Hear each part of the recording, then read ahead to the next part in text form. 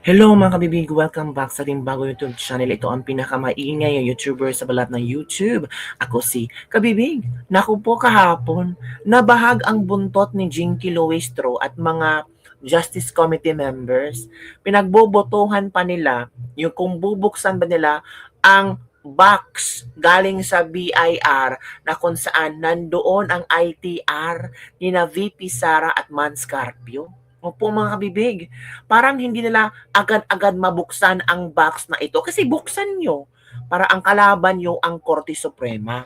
O eto kabibig butata si Jinky Luistro sa mga abogado. Naku mga kabibig, napahiya si Jinky. Oy. Kasi bilang chairman ng Justice Committee, dapat alam mo kung ano ang proseso hinggil dito, lalo na pag ITR na, pag tungkol sa mga tax revenues, di ba?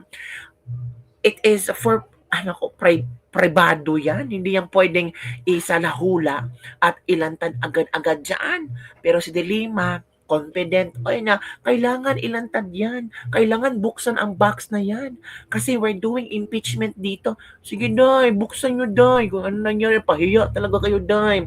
Sasampahan kayo ng kaso talagang, Day. 6 years pa naman yung pwede niyo magkulong kayo. Kinig kayo.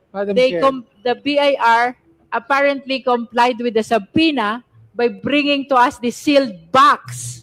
But because of that issue of confidentiality, we cannot open the box. Nulit ko po, Madam Chair, na hindi dapat talaga natin ilabas yung ITR ni Attorney Man Scarpio dito sa Kasi hearing privado natin si ngayon. Man Scarpio. Madam Chair. May I ask first the BIR Commissioner if indeed the Justice Committee has no authority to open this Grabe naman si box, then when lawyer ka, Luistro, alam mo yan. will be the right time Grabe, to nagmamang-maangan. see the contents of this box? Parang walang alam-alam. Actually, Madam Chair, when we submitted the documents subject of the subpoena to the House Committee on Justice, we are very much aware as well of the requirement that the same should be in aid of legislation. And Louder, our Commissioner, premise- please. And our premise, when we submitted the documents, is that the proceedings of the committee is also in aid of legislation, given the plenary power of Congress to legislate. This is just my opinion, Madam Chair. Whatever that may be discussed here could possibly the basis of a possible amendment of, for example, the bank secrecy law or of the tax code itself. And so again, Madam Chair, yes, we are aware that when we submit the documents, it must be in aid of legislation. Our premise when we submitted the documents is that this proceeding is also in aid of legislation. Now, applying what the law expressly says, it can only be examined if the two requisites concur in aid of legislation and in an executive session. Thank you, Madam Chair. But this is not an inquiry in aid of legislation. As clearly pointed out by the members, this is entirely different proceeding. This is an impeachment proceeding. If that is the case, Madam Chair, then Section 20A will not apply. What is Section 20? The submission of pertinent information by the Commissioner to Congress. That is an 20 exception. That is an exception, Madam Chair. Madam Chair. The Honorable Madam Chair. Terry Ridon. Madam Chair, I'd like to state that Section 20, which is being stated, no? Can you state it for the record, Honorable Commissioner, please? The provision again. Can you state it again for the record, please? That is Section 20 NIRC. Yes, Section 20 Yes, Madam NIRC. Alam Can we pa flash nila- it? Submission to Congress. Secretariat. Section 20 NIRC.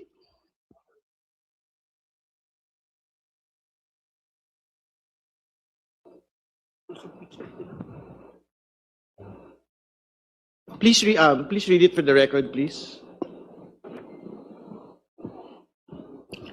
Restate it again, please. Yeah. Madam Section 20, letter A, submission of pertinent information to Congress. The provision of Section 270 of this code, to the contrary notwithstanding, the Commissioner shall, upon request of Congress and in aid of legislation, furnish its appropriate committee pertinent information, including but not limited to industry audits, collection performance data, status reports, and criminal actions initiated against persons and taxpayers' returns, provided, however, that any return or return information which can be associated with or otherwise identify directly or indirectly a particular taxpayer shall be furnished the appropriate committee of Congress only when sitting in executive session unless such taxpayer otherwise consents in writing to such disclosure. Tingnan Thank you nyo. for restating the provision. I'd like to state for the record that the subpoena given to the BIR, Madam Chair, is not a request. It is part of a compulsory process in which the BIR had complied. Sige, So my Terry. question to BIR is Sige, gawin mo whether or yan. not this particular provision actually applies to this particular submission to the impeachment proceeding. Because we are not requesting anything. from, Defense the mo pa, commission. Terry. We are requiring under compulsory processes of impeachment rules for the BIR to actually submit these documents of the Vice President, of Attorney Carpio and their firms to Congress. And second point, to be clear, when the commission actually submits it to Congress, the penalty is not on members of Congress, no? It is, the penalty is on BIR officers, employees, no? When they make a divulgence, is that correct? So in the event that the documents are actually submitted and ultimately unsealed by this committee during impeachment proceedings, what criminal offense actually exists on a BIR officials when the persons that will actually unseal and look into the documents will not be the BIR. It will be the members of this committee. Madam Chair. I find it strange really, no? Madam Chair. Parang you are so near yet you're so far. Madam They Chair. the BIR apparently complied with the subpoena by bringing to us the sealed box. But because of that issue of confidentiality, we cannot open the box. Madam Chair. Madam They Chair. com- Ano ba yan? O ito, pakinggan mo, pakinggan mo ito, Luistro. When we are prevented from asking probing questions, in the same manner, the impeachment does not give us license for unlimited discovery. And so we must take note of the objection of the BIR commissioner that Section 270 of the National Internal Revenue Code criminalizes the divulgence of tax returns Criminalizes. by BIR officials. This is very clear. And the only exception that I can think of is the one mentioned by the commissioner. And even then, if we invoke that section, it refers to inquiries in aid of legislation. And I think that this impeachment proceeding is so far away from an inquiry in aid of legislation. Furthermore, Madam Chair, the subject or the respondent in the impeachment case is the Vice President. Attorney Manscarpio, whose tax returns we are going to expose here now, is a private citizen. Correct. He is her husband, and he is Correct. not the one who is the respondent in the impeachment case. Correct. Which also brings us to Section 3 of the Data Privacy Act, Correct. which treats income tax returns as sensitive personal information. Sige mga kabibig, buti na lang may mga ano 'di ba mga kongresista na alam ang mga sinasabi. Luestro, anong sagot agad? Representative Dordan is right. The way they treated this impeachment is overkill. They went beyond their lane. They demanded more evidence no longer based on evidence attached to VP's SAR impeachment submitted by the complainants.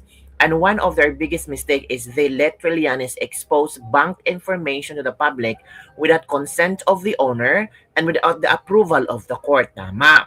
Also, I wanna add, if the bank deposit receipt circulating online posted by Representative Percy Sindania is authentic, this representative just violated the bank security law.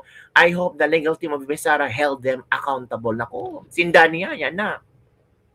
Dami ng violation sa bank secrecy law. Tama mga sinasabi ng mga netizen.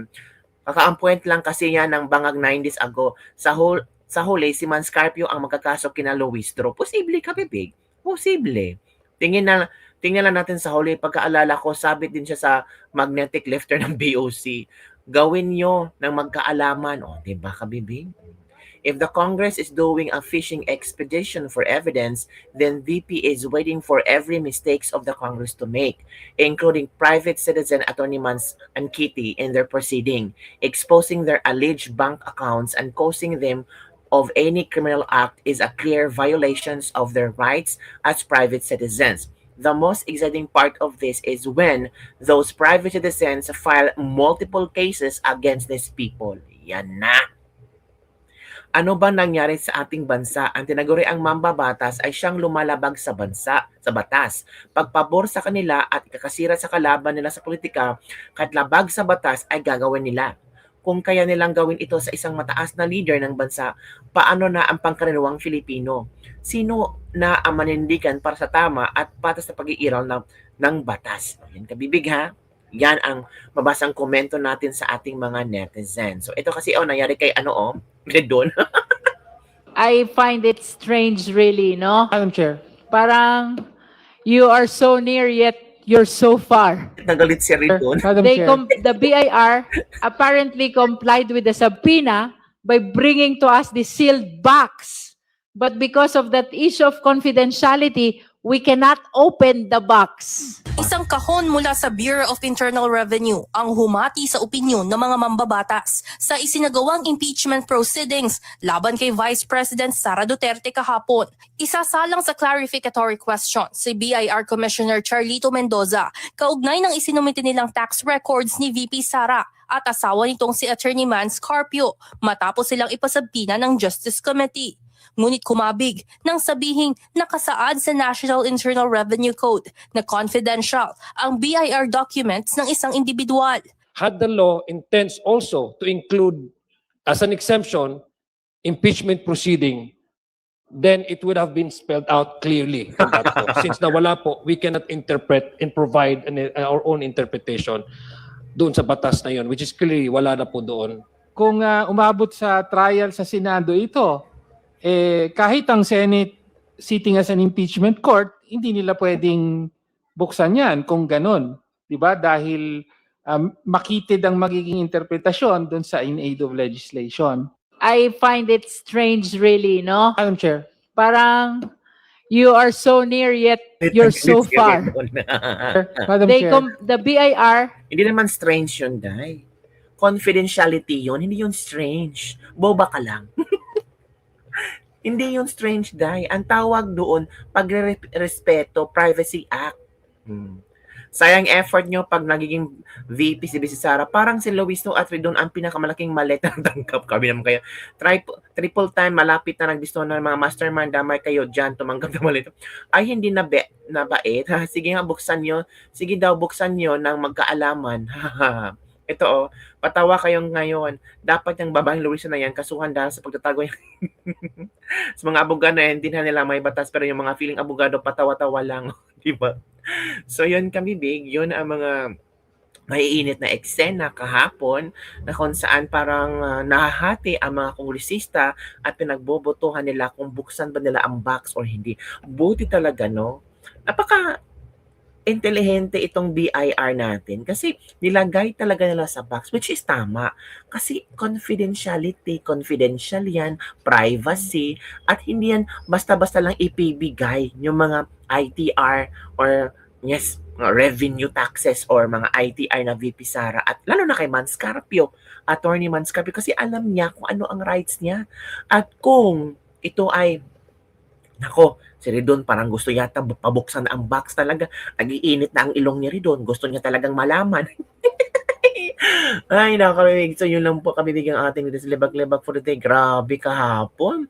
Talagang tinusta si BP Sara, binabarbecue ang pamilyang Duterte. Nadamay pa si Kitty at saka si Hanilet. Ano kayang gagawing hakbang ni Kitty at Hanilet, no? Pati na ni Man Scarpio. Kasi dinamay sila kabibig. Dapat sana si VP Sara lang. Pero nadamay si Pulong, si Baste, si Bang Duterte. Ay nako, parang hindi natin alam kung para saan tong impeachment na to. Impeachment ba ito sa lahat ng mga Duterte? Hala ka. Lahat ng mga Duterte damay. Ang kulang lang mga kaapu-apuhan at mga kaanak-anakan ni BP Sara. Yun lang kabibig. Bye everyone. See you next time. Anong komento nyo? Butata si Luis Trono. Chairman pa naman siya. Hindi niya alam ang proseso. Hindi niya alam ang batas. Sabi na iba, alam naman yung Luis Trono, bending the law. Mahilig sila sa bending the law. Sabi nga ng isang netizen, kung hindi pabor sa kanila, natural they have to bending the law, bending the law. Pero kung pabor sa kanila, ay, walang problema yan. Diba? Pero pag pabor sa mga kontra sa politika at takot silang makaupo sa BP Sara, nako, alam na ang kadamahan. Si Trillanes niya, anong ebidensya ng Trillanes? Excel file lang. Excel sheets lang. Iwan ko sa inyo, oy.